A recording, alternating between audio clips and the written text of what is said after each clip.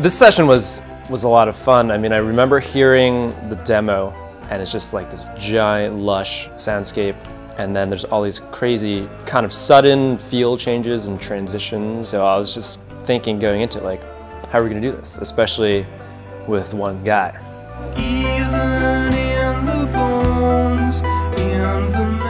Everything that Shai did was planned out, like, meticulously. He knew exactly what he had to do. He knew all the parts. So you think doing the drums first in the middle of to make everything easier, okay. It might all right, let's have do that. To be that way. Okay. When we were recording this song, you know, it was pretty inevitable that Shai was going to play 99 out of 100 of the instruments. But I think it's a cool example of playing the studio in a way. I came and played Minor Street Studios. He's going to dump it off of the tape and then we'll just piece it together. Oh, we should do the end, I guess. Yep. Yeah. And does that have a different metronome?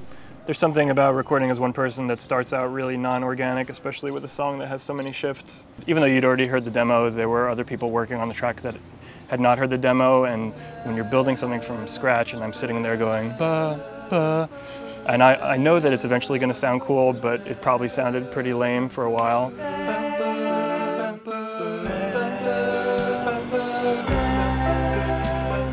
I think this mix just turned out really, really great. I think a large part of it was the fact that we had a lot of, you know, really classic and detailed sounding equipment, like the Telefunken mics, the Fern preamp. So let me hear, we should probably get you right on it. The Telefunken mics are kind of a like larger than life sound. That suited this song perfectly. This suited Shai's playing, Shai's singing. How's that, John? We used the U47 on so many sources, like all the vocals, the acoustic guitars. It was just one of the mics that we had out kind of as like our utility mic, and it just worked. Too many strong connections with you. Once the big drums kick in, there are 6 guitars strumming, and they're all doing the same exact thing. And it sounds a little bit like overkill, but they take up exactly the room that they need to take up, which is more of a bright, percussive, strummy sound.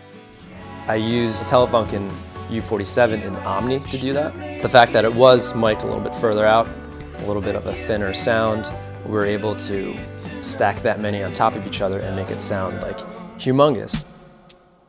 Yeah, that sounds awesome. Okay, I mangled the line, Places. the box wine line. Okay. I feel like that first line too, since it's like so, like, not complex, but it's got like subtlety in the pitch stuff. You should just warm up your voice leading into it. Okay. Just do like humming along or sort of audition the line or something, you know? Okay. Here we go.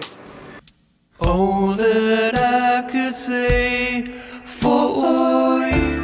It seemed like, for the whole day, the song seemed like it had just tons of space in it. And then as soon as he started laying the voice in, it just starts really becoming thick and massive. Having Shai right up on the 47 made his voice sound humongous. On the double, maybe not having him quite as close to it, so proximity's not as big. It's not 2 massive voices stacked on top of each other.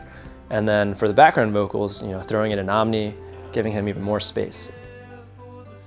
You can get so many sounds out of just positioning and switching between the pickup patterns. You know, all that stuff kind of sorted itself out.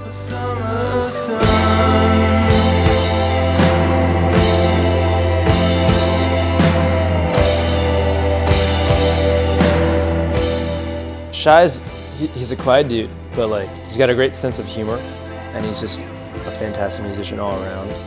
You might not know that right off the bat. It's not like he's showy, but when you hear the song, it's like all this was done by one guy. This was written by one guy who's so like meticulous and detail oriented about every single arrangement move, knowing how to sing a part a certain way, as knowing how things work. That's not something you see every day.